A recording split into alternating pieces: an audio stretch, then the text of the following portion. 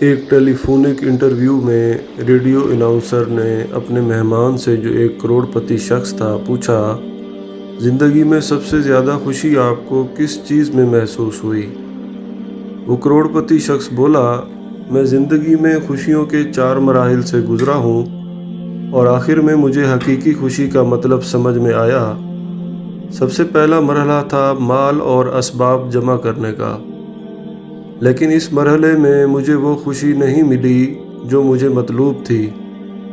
پھر دوسرا مرحلہ قیمتی سامان اور اشیاء جمع کرنے کا تھا، لیکن مجھے محسوس ہوا کہ اس چیز کا اثر بھی وقتی ہے اور قیمتی چیزوں کی چمک بھی زیادہ دیر تک برقرار نہیں رہتی۔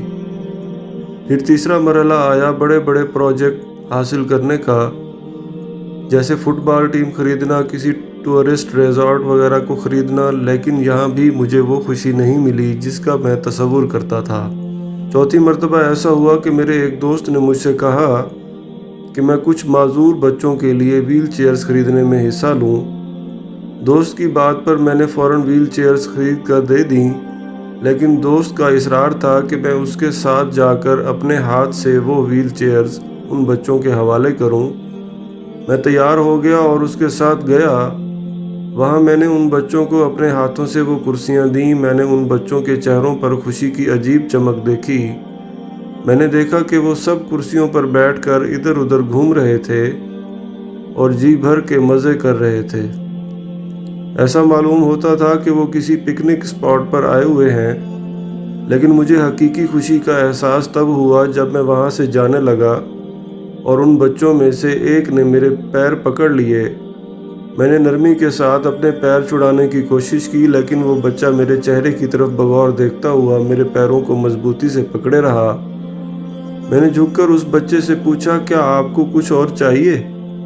اس بچے نے جو جواب مجھے دیا، اس نے نہ صرف مجھے حقیقی خوشی سے روشناس کروایا، بلکہ میری زندگی کو پوری طرح بدل کے رکھ دیا۔